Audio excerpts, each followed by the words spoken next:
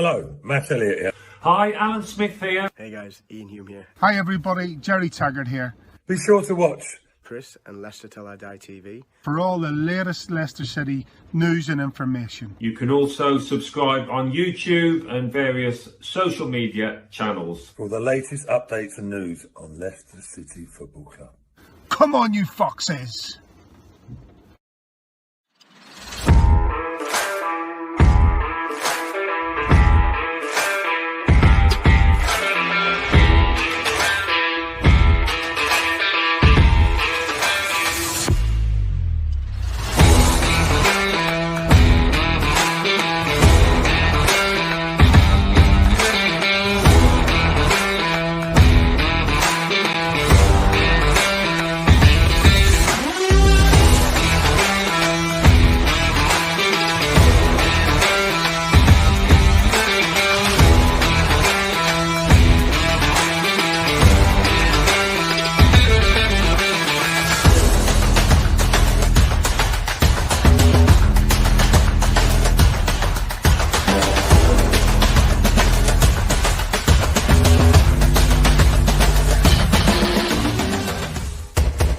Leicester Till I Die TV, your first choice for everything Leicester City. Tune in and join in now. Right, Chris. Oh, right there. How are we doing? Got over it yet? I mean, it wasn't as bad. It wasn't as bad as the Spurs result, was it? But it wasn't the best. And I must admit, I'll sit here on my own sometimes, in the corner crying. But I'll sit here and I'll watch the introduction because it reminds me how good we are, or were, I should say. But then I'm thinking, am I turning into an Arsenal fan here? Because we've had a couple of seasons where you could say we punched above our weight. This season, we've struggled, and I don't like to blame injuries, but we have had a horrendous injury crisis. Some of our best players have been out, plus AFCON. I mean, who would have known that, we would have lost most of our back four before the season even kicked off? And who would have known we would have gone out and spent 15 million on a total waste of space like Vestergaard? I just don't know. But then it's only one season. Like I said, and I do look at myself and think, God, you sound like an Arsenal fan. God, save me from myself. This is Leicester Till I Die TV. If you're watching on YouTube, thank you very much. Get over if you're not onto YouTube and give us a little subscribe. It helps the channel out immensely, and smash the likes and like the video as well, because that always helps as well. And if you are listening on catch up, thank you for joining us. You can listen to the podcast on all the main podcast platforms, including Spotify, Apple iTunes, and Google. Yes, indeed. This is where we are.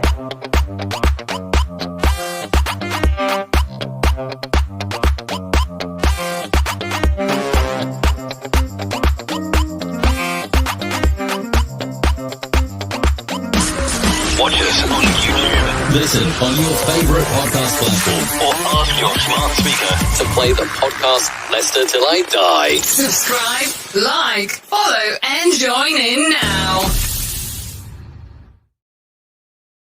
We're going to bring Russell in. You've seen him before. He's been on the channel. Lovely guy. Yeah, he's a Brighton fan, but he's still lovely. But I just want to read this out, which was when we did the post-match show, of course. You do get fans from other clubs watching it, especially the club you've just played. And if you remember before, I upset a Liverpool fan slightly. I think I called them all Robin Scousing twats or something like that. They accused me of being stereotyping them. If the cap fits, that's all I'll say. But just this is what the Brighton fan said, and I don't want to ask Russell what he thinks of this. All your manager was trying to do with his changes was react to Brighton bringing on Lamptey. He failed, but he's not the first Premier League manager not to be able to counter him, which fair enough. It was a lucky point for Leicester. Brighton didn't even turn up in the first half, but Leicester still couldn't get past them. Then Leicester got a lucky tap in. Was it? I don't know. In after the break. But from that point on, Leicester was simply battered by a far superior Brighton team and obviously better tactics. 2 points dropped by Brighton. Leicester didn't deserve anything from today or against Spurs. Now, I'm accepting he's going to be a little bit biased, as I am towards Leicester. But let's see what Russ thinks of this. This is the opposition review. Ladies and gentlemen, it's time for the main event of the evening. 60 minutes of football fun and banter with Chris and Leicester Till I Die TV. Are you ready? Let's get ready to rumble.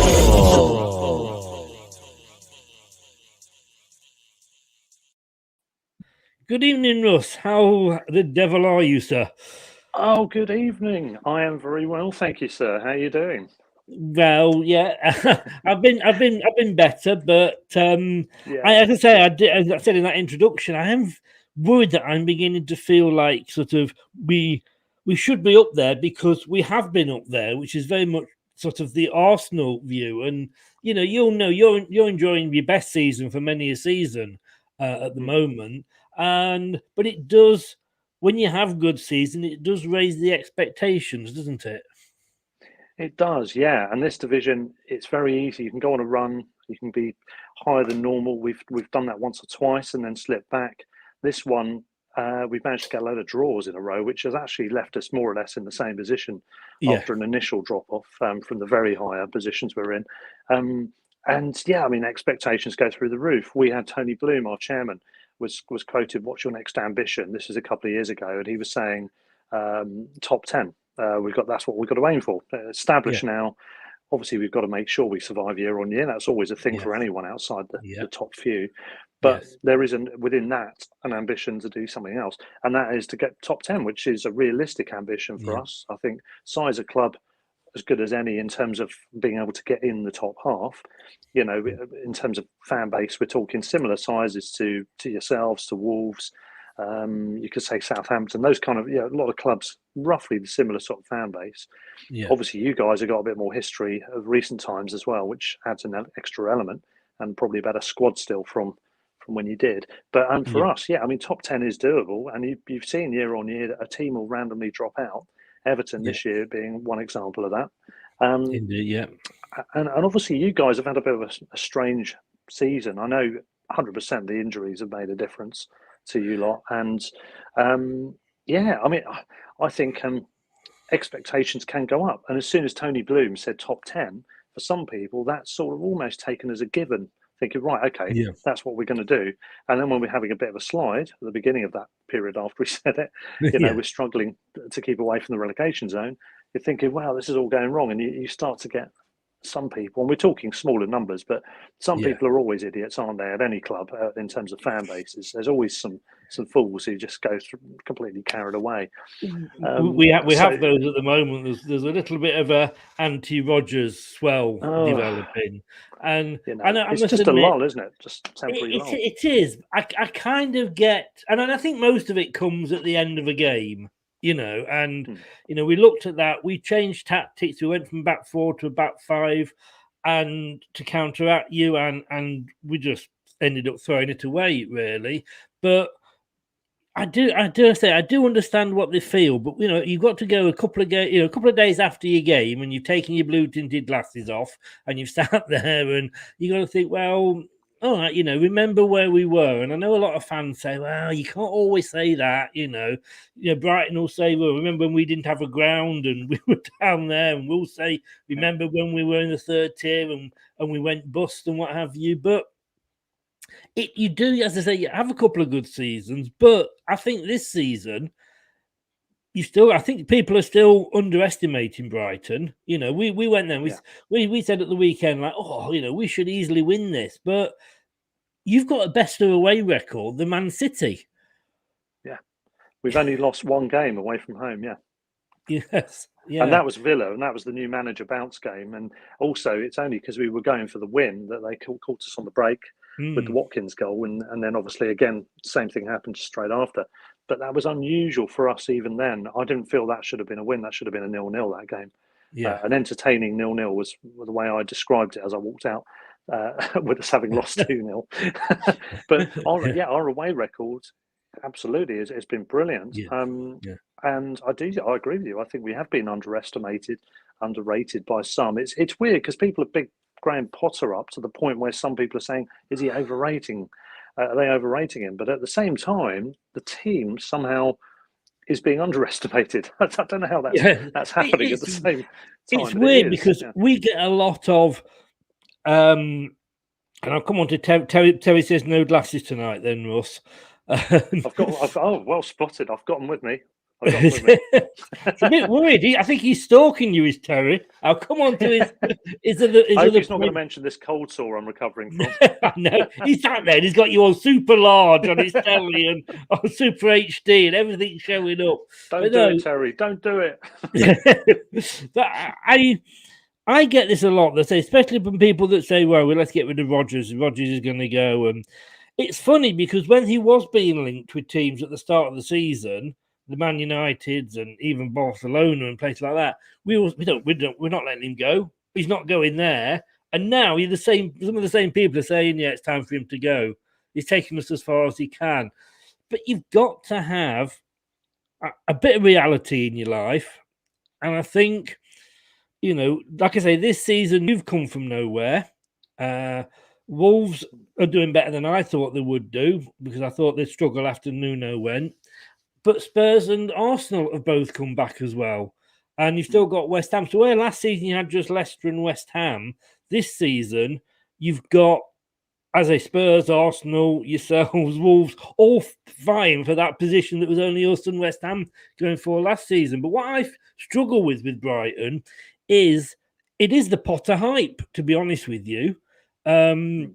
Because, what has he won? He's this brilliant manager who, as far as I can see, and I'm no disrespect to him, but, come back and tell me he's brilliant and he'll be the next England manager when he's achieved something in England. You know what I mean? Yeah, this is the paradox, isn't it? Because he was at Östersunds and then he was with Swansea for a short period and he's been with us. And I think he's done a fantastic job in each of those roles. Yeah. I think we can all agree on that in terms of doing better than, he's made them better than when he came in each case. Swansea in a short period of time with really big constrictions on budget and losing players and all sorts. Östersund's obviously a miracle story for a smaller club, getting to Europe and having that brilliant run. For us, what he's done, I think, is a great achievement because he's taken it on when a lot of people were saying, oh, careful what you wish for when Houghton was sacked, which I do think was the right timing for that, actually. But people were saying, careful what you wish for. But he's taken on the team and we've not slipped at all in positions and he's transformed the way we play back to a more footballing style that we've been used to before in lower divisions. And to do that at this level, when the stakes are so high and when the margins for error are so small, I think it's been superb. And we play an expansive game. What he's also done is brought in the peripheral squad members. This is what Chris Hughton didn't really do, is having a wider squad available to him who can fit to the level that he wants, which is this footballing style. Attacking play. And so you've got peripheral players who wouldn't have been probably having much more than a very small bit part role in cups, who are now able to contribute in random games and do quite well. I think he's brilliant. However, he's not won anything yet, but I think that's because of the jobs he's been given. Östersund, he was never going to win the European Cup there. He's got promotions on his CV. Winning the title in that country would have been a very tough call because they're not a big club. Swansea, obviously, the circumstances were difficult and it was only for a year. And with Brighton, I mean, you can't really do any more at the moment. We've got a bottom 6 or 7 budget. We're playing brilliant football, and he's not. All you can do is potentially win a cup, unless you're going to change clubs and get one of the big jobs, one of the really big jobs. And eventually, I think he will get off of that because I think he'll continue to do good things, improving all the time for himself and for Brighton until he moves on. Everton, the job discussion about Everton, he's not going to go to Everton. At the moment, that is not an appealing job. I mean, in the future, definitely it will be, not. Definitely but not at the moment. He's building something here, and it's about the whole setup is brilliant. Tony Bloom, the owner and chairman, Paul Barber, who is not only CEO but actually vice chairman as well. He was given that title a couple of years ago. We've got Dan Ashworth, who obviously Newcastle have approached, but he as our technical director, and right the way through the club, the whole core is not only very well organised and very good at their jobs, but it's a very happy environment. And I think Graham Potter does recognise. He did say, "Why would I go anywhere else at the moment? This is as good a setup as you could possibly have. We've got one of the best training grounds in Europe. We've got a brilliant stadium now. Yes, it's not the biggest, and we're not the biggest club.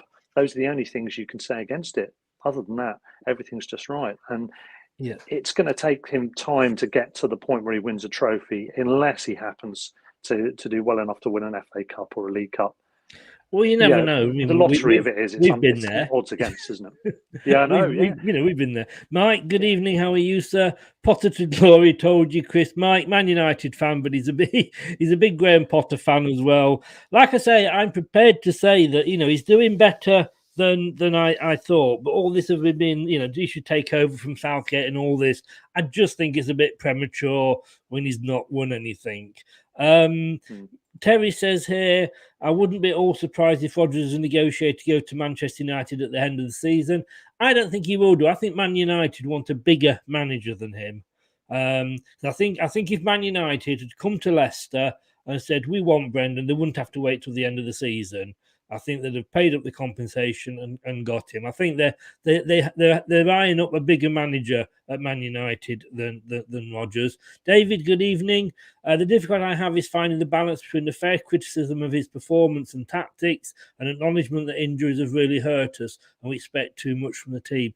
That sums it up spectacularly, David. It is exactly right. But I want to go back, Russell, if I can, to the Brighton fan on the on YouTube. Was it a lucky point for us? I mean, it was a very tight game, and we'll look at the stats later. It was very, very close. And if you'd had your shooting boots on, who knows? But at the end of the day, you didn't take your chances. And we took our chance first. Yeah, I mean, this is where the glasses do come on. Let's go look at the stats while we're talking. Yeah, I mean, I don't agree with the Brighton fan completely there that you've quoted. I mean, lucky in the sense that the momentum was with us near the end and we might have snatched it. So in that sense, there was I think that some of the national media guys and our commentators on our local one were saying that if anyone's going to win it now, it'll be us. And at that stage, So that's probably a fair assessment, to be honest with you. The overall balance of the game, I was unable to watch it live. I've watched it back since in its entirety, thanks to good old Sky with their replays. But at the time, I was listening on the commentary for our BBC Sussex, and they were saying essentially it sounded like it was a bit of a scrappy first half, which I did, having seen it, I would agree with. Leicester had the better of that half, definitely, I think, and obviously got the goal just after the second half started. And at that stage, I would say I don't think we were unlucky to be behind. I think it was just one of those fairly close games. Leicester were edging it, then they got the goal. No complaints there. What I do think is that we're still not. We're improving at scoring. We are getting more goals than we were in the famous XG peak that we had last season. But we are missing. What we've done is we've scored goals from all around the team a lot more. But in this particular game, and one or two other games I could mention recently, our shooting's been woeful. And in this game, you had Alexis McAllister, who I've always been a big fan of, and who is now really coming into his own. He's a cracking player. You'll see in his corners are great, for example. He needs, and I think he will improve his shooting from distance. He's one of those players where we could pluck the extra goals here and there along the season. His shooting was terrible in that game. He had two shots that went nowhere near the top of the stand, let alone the goal. And we had Modo, who had obviously that cracking player again, who I really rate, and I thought had a good game, very good game. But he had his shot. I mean, it was his weak foot, but he had that shot where he just kind of spooned it, where he's trying to volley it with his left foot, which was one of the chances near the end. And that went up into orbit. I think that's still up there somewhere. I can tell you, we're waiting for that to come down. So, I mean, if we'd have scored one of those, then obviously, then I think we got very nervous at the end when you got the goal. And Danny Welbeck, I can't stand him, and that's nothing personal. It's just he always scores against us, which is why I can't stand him. He did for Arsenal. I think he did for United, and he does for you as well. Why? Just give us a break, Danny, please. But we did get nervous towards the end because once you got that goal back, we're thinking like, oh God, are we going to have another Tottenham Hotspur?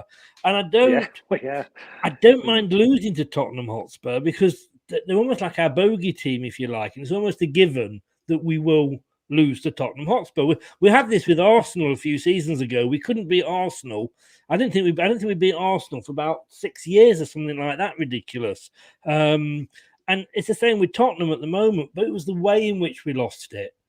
It was the 94th, 95th, 96th minute when we were conceding goals 2 straight after each other. Better naivety there, but that's bound to, I think, when you got your goal, the Leicester players were just thinking, oh no, not again. It's understandable, isn't it? But you've just had that bad experience literally a few days earlier. And also bearing in mind our record, I mean, the goal we did score was late, but our record with late goals is insane. And it's to do with the conditioning, the physical and mental strength of the team, the way Graham has built them up. This is part of the credit I give to him is that the fact that they are really there for the full match. And we've scored so many late goals. Quite a few of them have been equalisers in 1-1 draws. I mean, it's something like the 6th or 7th one. It's ridiculous. But obviously, we've been capable of scoring 2 late goals. We came from behind to beat Burnley, and the late goal there was a winner. And there's other games the same. And I mean, there was a very good chance that the Leicester fans had every good reason to be worrying about the possibility of another goal going in because we are in the habit of doing that. Yeah, and as I said there, and we touched on it earlier. You are that you have got the best away record, and you have got a certain section of fans, and you will look at these games and you'll go on paper at the start of the season. I always do. I always used to do it as a kid, and I still do it now. Thinking, right, we could win that one. We might only get a draw there. Now that's Man City away. We're going to lose that one and go through it. And I think with no disrespect, after the couple of seasons we'd had and the couple of seasons you had, that first game, I think we thought we're going to, I'd have had us down, this is Brighton, we're going to win, with all respect.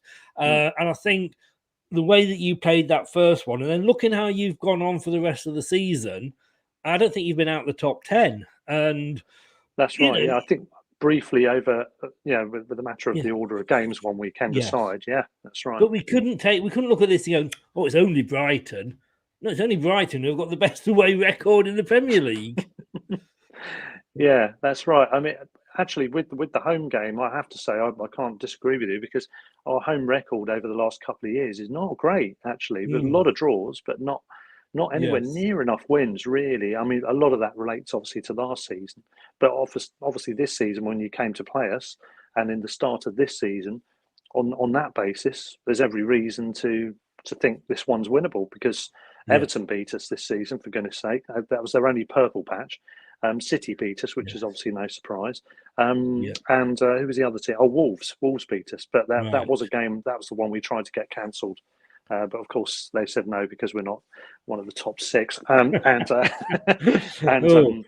was a scruffy game, and we were very weak. But we've had players out all season. At some point, we've had some of our best talent has been out at every single stage. We've had Lamptey at the beginning of the season and Webster together at one point.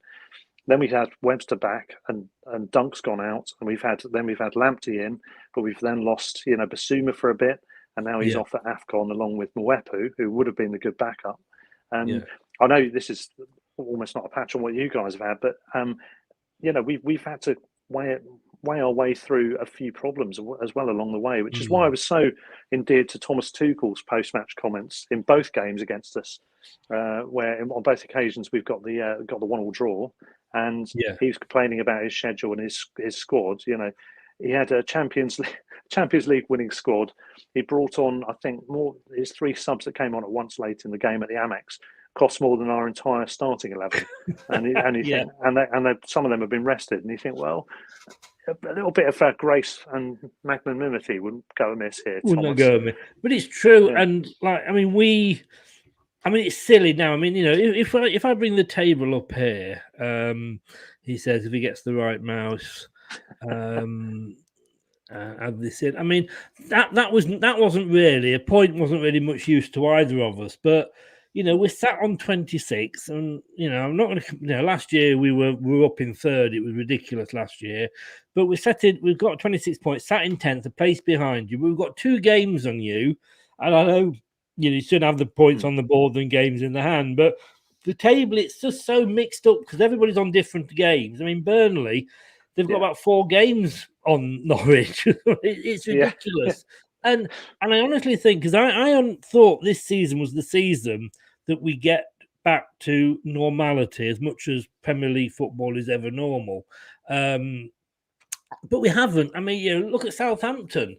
They've got 2 draws off Man City. I said, I couldn't see Man City dropping many points between now and the end of the season for Liverpool or Chelsea to catch them. Southampton go up to their place and get a 1, or in fact, have the audacity to take the lead.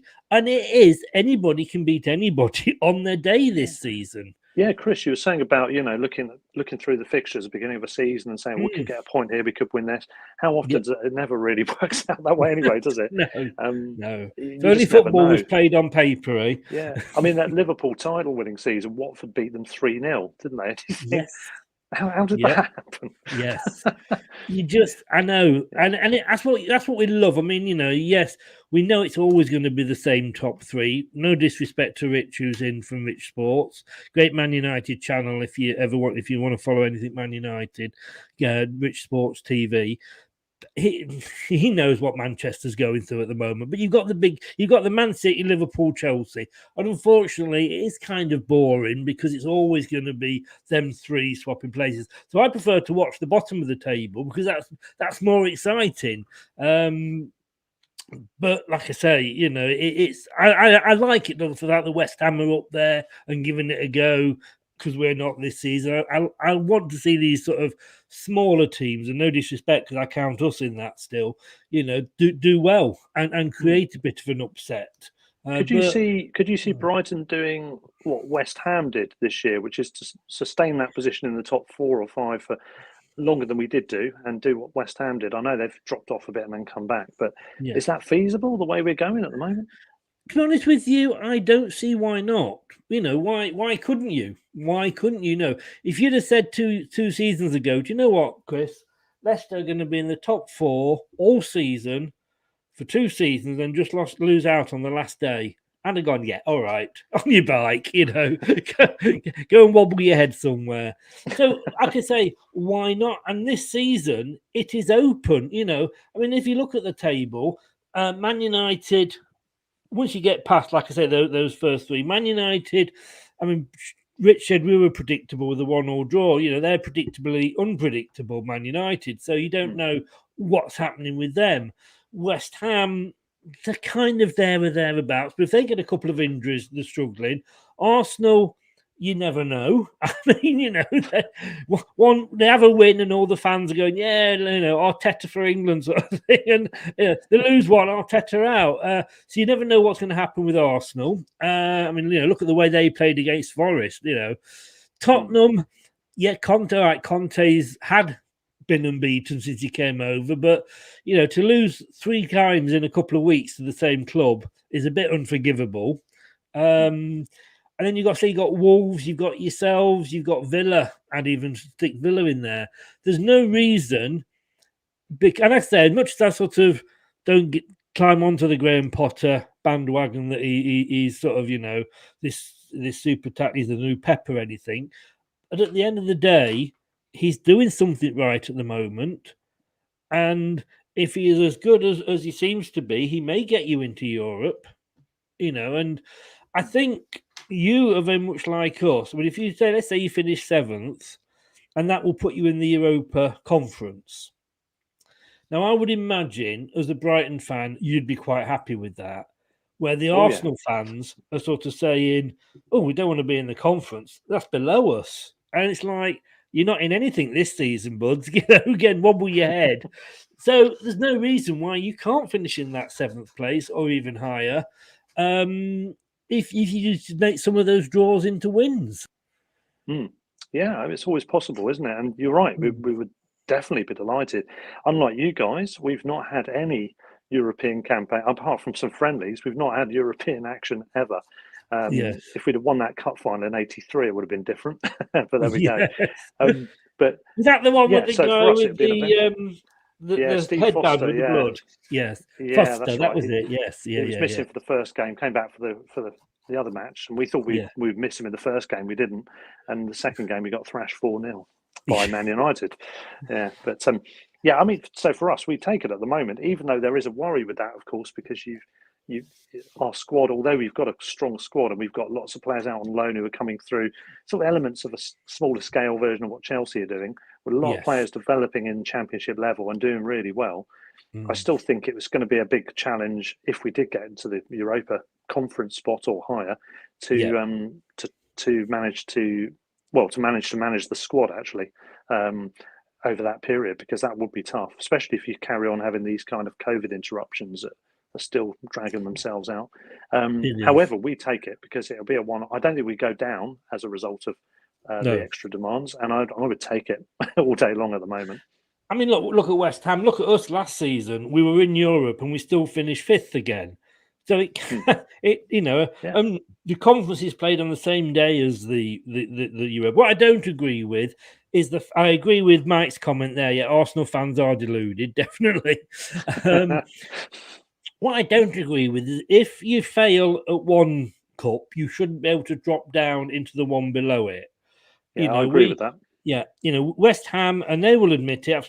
Speak to West Ham fans; they totally agree that they've got a good group this season. We had a good group last season, and we got we did get through it eventually. And in the Champions League, when we were in it, we had a very good, easy group then.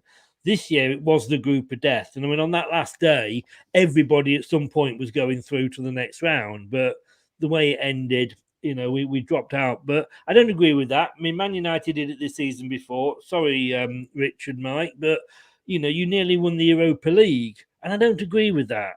You're getting rewarded for failure, and I'm happy we're still in Europe, but I don't agree with it. If that makes sense, I think it cheapens the competition, doesn't it? Because you've got it's this lot, but then no, it's not. It's this lot as well. I just don't like that sort of format.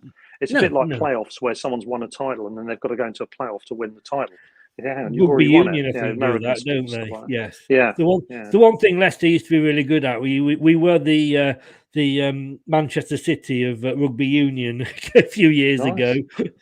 We haven't for a few years, but you'd come top and then you'd have to go into a playoff, like you say, to see who wins it. Well, we finished top, that's it. But no, I see no reason why you couldn't, and maybe that's when we start to see how good Graham Potter is, and then he will deserve the credit that he gets. And I think just to get back to that Brighton fan and what you were saying about you battered us in the second half. I mean, when you look at the stats here. And I know stats don't tell you the full story all the time. And possession, I ignore possession because we won the league with about 25% possession every match. But shots, we had 15, you had 14. Shots on target, 5 each. Corners, we had 4, you had 5. I mean, to me, that says, neither team took their chances. To have, for a Premier League team, whether it's yourselves or us, to have 15 or 14 shots and only get 5 of those on target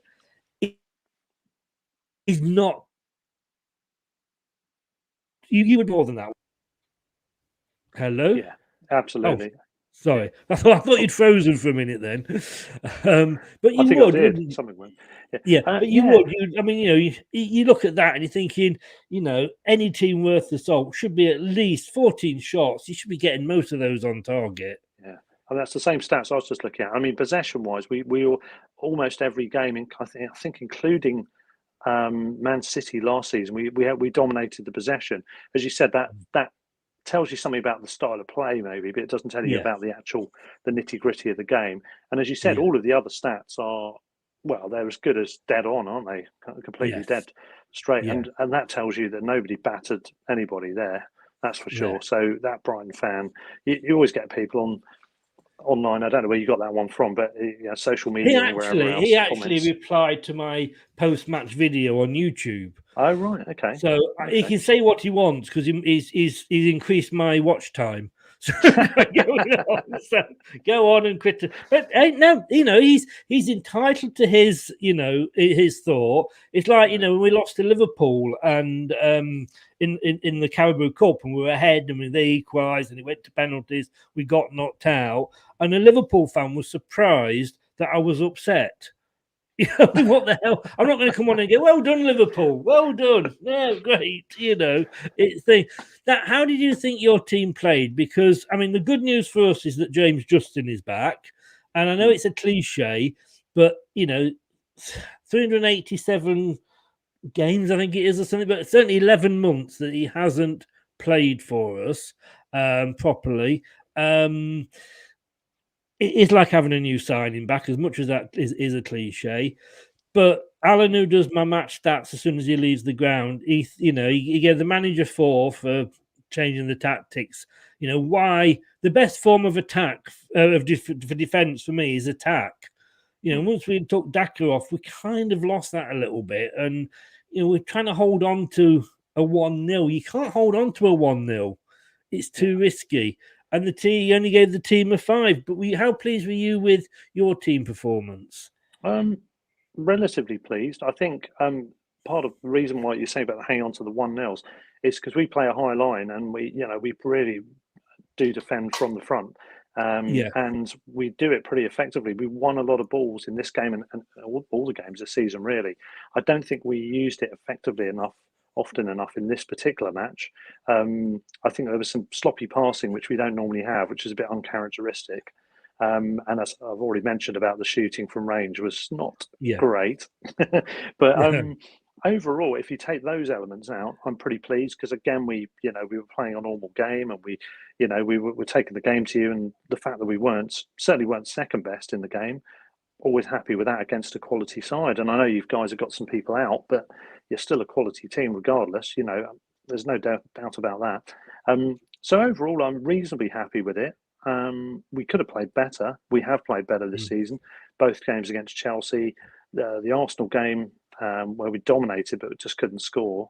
And I would say the Palace game as well, the second game against them. Our old friends, and there's some other examples I could give. So I think we've played better, but I think it was a reasonably good performance. I'm particularly pleased with some of the players that have come back into it. So Grosh hasn't been having a great season, to be honest. He's always been slow. It's never been his thing, but his deliveries from set pieces and from just crosses in general are always a good quality, and he hasn't had that this season. And I thought he did okay. Alzate's been out for so long. He's a young lad who we signed from Leyton Orient. He's Colombian parentage, but born and brought up here. And he came through the latter part of our youth academy and then on into the first team. And he started pretty comfortably, looking composed, very good on the ball. Obviously still raw, making mistakes, but generally pretty good.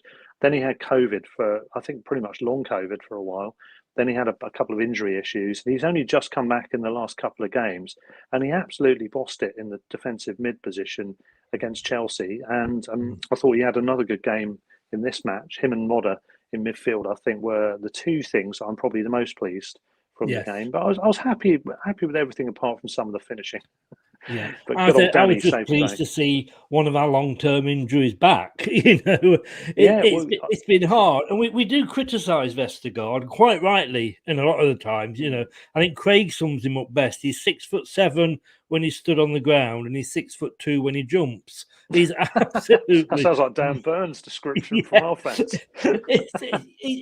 But he's coming to a back four that's not really been the same for more than 2 games at a time. So, and when you're not playing regularly with the same players, you put a ball because, player A would be there, but you've got player D next to you and he has no idea what you're doing. So I kind of get it. We've only kept, I think, 2-3 clean sheets this season, and that really sums up our back four. And you can't blame the goalkeeper. It's not like you. It's not, but like you say, when you come to think who we've got out, we've got Wes Morgan and Christian Fuchs both retired. James Justin, like I say, has been out 11 months. Fafana's been out since the start of the season because that Spanish git broke his leg in the friendly. Yeah, that was horrible, wasn't it? Yeah, do you know what friendlies are, Spain? Castagna has been in and out the squad, and Pierre has been in and out the squad.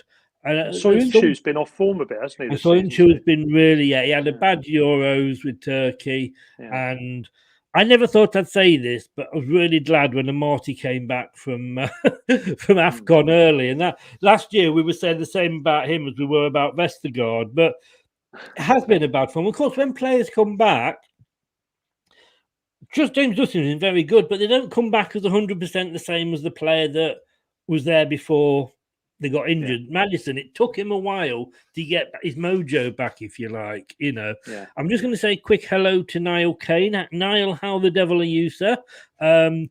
Watch out for Niall. He's doing a quiz. You remember our quizzes, Russell? But lower mid-table in the end, was it for me? I don't know. I can't. I think you were mid-table safety. I think you were. But Niall, he's going to do one, but he's doing a different one because we've already got a Man United fan on, but he is doing this tomorrow at 7:00. He's taking on Brad, and basically we have got four sections. The questions are on: who are you, peep show, snog, marry, avoid, and 69. Now, I'm not going to say anything about what those topics relate to, but they are all football, so don't worry. We're not a porn quiz or anything like that with the last section. But catch Niall tomorrow at 7:00. So and thanks for coming on as always, Russell. Where do you see Brighton finishing up this season? This season, I think we're just going to probably stay quite consistently at the same sort of position in the table. I would probably just say 10th actually at the moment. Just slip maybe somewhere, somebody have a run maybe that we won't be able to override. I think we could finish 9th where we are now. Best bet would probably be 8th, I would say, but I think we'll finish 10th. And if it's a little bit below that, I still don't mind, No, for Brighton, and I don't mean this to sound disrespectful, but it is baby steps for any club, isn't it? And I often think it was great that we won the Premier League, but sometimes I think, did we do it too soon? And it's never. I mean, in some ways, it's never too soon. You know what I mean? Yeah, I know what you mean, though. Yeah. Trying to keep up that momentum. So, I mean, Newcastle have come out and said, yeah, you've got all this money now, but we're not going to win the title within the next 2 years at least, sort of thing. So I think for Brighton, if you finish top 10 this season, because where did you finish last season? It was about 14th, was it, or 13th? I think it was 14th or 15th in the end. It was still not where we should. It was 2 or 3 teams. We had Newcastle who looked pants every time we saw them play. Same with Palace, and they both finished above us somehow. It's just think, how have they done that? They just plucked out results here. Yeah, Newcastle did it by beating us 4-2. The buggers. Finishing 10th, 8th, 9th, 10th is the first step for you, and a good. That would be a marked improvement. We'd be happy with and that, then, and I suppose the question is, with everybody raving about Graham Potter, if you can keep hold of him, and I sometimes think, I mean, I know it's hard to turn down these jobs because, how often do you get offers, say, Man United, or a big Chelsea, it's a big club like that. So it is hard to say no, but sometimes I think managers are better off staying where they are. Yeah, I think so. It's a gamble, isn't it? I mean, sometimes you stick and things go wrong and then you wish you'd gone. Other times you jump ship and things don't work out there, and then you can't get another job as good as the one you had in the first place. It can go either way, but I do think Graham with us, definitely it's got longevity. It's going to carry on growing the longer he stays with us, and I think he'd be happy to stay with us for a number of years if nothing ridiculously exciting comes along elsewhere. I think with some clubs there's a right time to leave, and I don't think we're anywhere near that between the two of us at the moment, between the club and the fans and the manager.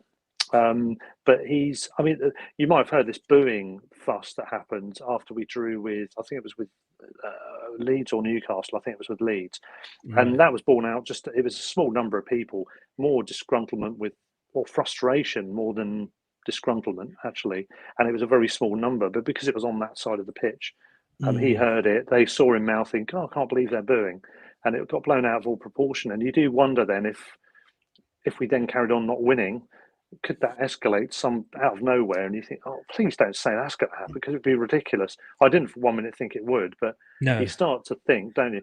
But I don't know. Our fans got booed off on Sunday after our match. Yeah, I heard. Yeah. And I mean, it's, as I said, it's a temporary lull. You've got circumstances that explain why you're not doing as well this year, the injuries and so on, and the disruption with COVID and everything else. I think as long as you're happy with him, there's no fundamental issues that you can see with Brendan Rodgers, which are warning signs to the future. As long as things are generally on the right path, I'd say stick with him as well. Yeah, because I think we've both got great managers, to be honest. Yeah, I agree. I agree. As much as I criticise him, you know, sometimes you have to bite the bullet and have a bad season or have a bad run.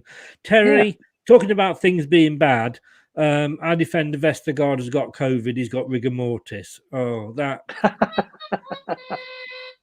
deserves that. I'm sorry, but what Terry did say earlier, and what I quite like this about Brighton, the same as Leicester here. The thing is that what he likes about Brighton is, although they're close to London, they still got that family club feel. Yes, I think we have. I think we have got that. Yeah, you're right. It's I mean, the games when we play the London sides, it's always got a sort of like a general feel of a derby game because it's, you know, day out in London, day out in Brighton. It's kind of one of those things, goes back way back in time. But in terms of the local area, it's the club for the whole of Sussex, really. Aside from Crawley, who've come into the league in the last few years at a lower level, it's the only professional and Sussex club, and it's the only Sussex club historically that's been in the top divisions. And so it has had that wider appeal. You get Sussex in general comes. I'm from Worthing originally, which is down the coast, about 11 miles away from Brighton. But that is the local team. You know, you can go and watch Worthing as well. In fact, I did do that on Saturday. But you know, it's those people will go to Brighton as well. Yes, and you get families from all over coming as well. Yeah, I would say so. And I would be remiss of me if I didn't ask, because a lot of people have said, ask him. And I have asked you this before, but I've got to admit, I've completely forgotten. The rivalry between you and Crystal Palace, is it simply the fact that you've just said there's no? I'm trying to remember what you said to me, with the fact that you wasn't any Crawley at the time, and Palace is the nearest one to you. Yeah, it's strange. It is factually the case that, yes, Palace is actually the nearest club to Brighton, notwithstanding Crawley's recent arrival on the scene. And obviously we're not in the same divisions as them anyway. So Palace is the nearest one to us. Obviously that doesn't work the other way around. But I think it's something like 3 miles nearer than Portsmouth, which is the only other one going the other direction. Yeah. And obviously Portsmouth are much closer to Southampton, and with long historical issues there between the cities. They really hate each other. They do, don't they? We have a healthy rivalry with the Hampshire sides, particularly Portsmouth, which gets a bit spicy, as particularly in the past. But Palace is the only one. And what it is with Palace, it goes back to, I think there were some issues in the mid-70s, but culminating in 1976 when Mullery was our manager and Venables was their manager. They hated each other. They were rivals at club and international level. They both wanted the captaincy for England. Then they got into management at the same time as young managers, and there were some very spicy encounters. We had a cup match which went to a second replay, if you remember those, Chris. Oh yes, I do. I've had a few of them. So it went to a neutral venue, which was Stamford Bridge, and there was a penalty that got retaken, which should never have been retaken, and of course we missed the retake, having scored the original, and it all kicked off. There was all sorts of aggro, which there had been a lot through those years anyway. We were in the same divisions all the time as well, and Mullery threw a handful of cash. Oh, some fans threw a hot coffee over him near the dugouts, and then he threw some cash on the floor and said, "Your fans aren't worth that." And there was major widespread violence that day and on subsequent occasions all through the 70s and 80s. I remember going to the games from probably for about 1981, I think, because I was about 10 years old from then. managed to get to a couple of away games, and you started to realise these two really hate each other. Yes, it's a quirky one, but it is one of those ones that you've got it with your local clubs as well, local rivals, so to speak. Yes. You've got crossover areas. You're working in areas between the two areas, in offices and whatever else, shops, wherever else people are working, and you've got that banter going on. So places like Crawley, Gatwick, bits of South London, you've got lots of Brighton and Palace fans exchanging banter all the time in workplaces and all that sort of stuff, living areas. A lot of people from Brighton live in London, and in particular South London, and lots of Palace fans live down on the coast as well. Quite a few in Eastbourne for some bizarre reason, but anyway. So it is the retirement capital of the country, that is. But it's keenly felt, and I mean we hate each other. I'm not going to start going around punching people, but some idiots do that. But yeah, we absolutely hate them. I cannot stand them being above us in the table. So this season has been fantastic. Yeah, I am sure. Russ, thank you so much for coming on. I don't thank you at all for getting an equaliser. I suppose not. I guess we've ended the season. When you come to think, we've played each other 3 times. You've won 1, we've won 1, and it's a draw. So we've balanced it out there. That's fair. Yeah. But it does say on there. But just tell everybody where they can find and listen to you. So it's I don't do anything video wise, YouTube or anything like that. So it's just a podcast. We put out either 1 or 2 a week, depending on what kind of stuff's going on at the time. It's just called the Brighton Rock Podcast. It's available on all the usual typical platforms, your Spotify's, iTunes, and various other of the usual typical sites. I'm also on Twitter at BrightonRockPod. So you can check us out on there. Please do follow us, get the numbers up. It all helps, doesn't it? I can follow back and so on. And yeah, we've been going for a couple of years. It's been good fun. It's usually me and a co-host, Peter. And we get some regular guest contributors on there as well. So we normally put one out as a match review, and there'll either be some kind of feature, special guest, or a preview, or a mixture of those things on an extra episode. So, and we've been doing some non-league specials, which is why I went to Worthing at the weekend, which was a brilliant day out, 1,300 there, and it's great fun watching the low league stuff as well. When I moved down, because I live in Poole in Dorset, and when I moved down here, I actually started to go and watch Poole Town, because I could see them live, and I actually worked for them as a steward for quite a while, and it was lovely. It is grassroots football. I can remember we had Charlie Austin just before he moved to Swindon. And really went places, but unfortunately then Leicester started to do well, and we started to sort of do well, and obviously won the Premier League, and it was right. Do I stop in and watch Leicester, or do I go and watch Poole? And I'm sorry, Leicester pulled me, but it's nice to go and support your local clubs as well. But Russell, thanks very much, mate. All the best for the rest of the season, and like I say, Europe. You never know. Good luck. I think you could probably do it. Yeah, never know. We might still both be in there next season. That'll be quite nice, wouldn't it? I take that now. So right. All the best, mate. Take care. Thank you very much. Cheers. Bye-bye. See ya. Thanks to Russ there for coming on and Brighton Rock Podcast. He does some great things on there. Do get out and listen to him. Mike, Watford are a disgrace. I don't know. We could have seen that coming, couldn't we? Really? I mean, I'm going to go into it in more detail. I've got a show coming up in 56 minutes. So we're going to be talking about that. We're going to be looking at the weekend's soccer action and news. So pop on and see us then, and we're going to have a chat about Watford then. But it was a weird decision. Let's just say that right from the start, when he didn't do what he couldn't keep Fulham up, could he? So. David, good evening, sir. How the devil are you? Managing to just slip in at the end there. And Maisie, good evening, Maisie. How the devil are you? I will see you in 56 minutes, Daisy, for the second show. We've got something to talk about now, Mr. Ranieri. Should he give up? Should he give up now? And he's starting to look a bit foolish, is he? I think he just might be. Thanks for joining us, Maisie. As always, it's a pleasure to see you. I'll see you later. Well, I'll see you in just under an hour. Thanks, everybody, for watching on YouTube. And thank you if you are listening on Spotify, Apple iTunes, Google, or your favorite podcast platform. We are all over the place. I'll see you in an hour. Thanks for watching Leicester Till I Die. This is Chris saying goodbye and see you next time. That's all, folks.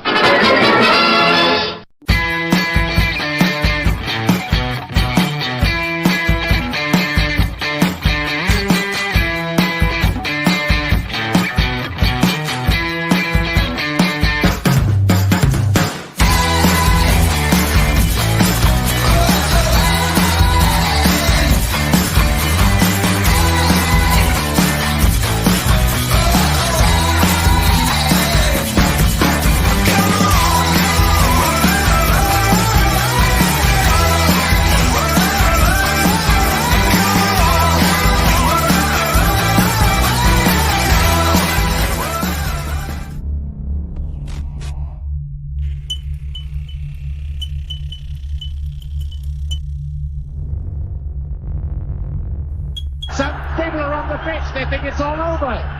It is now.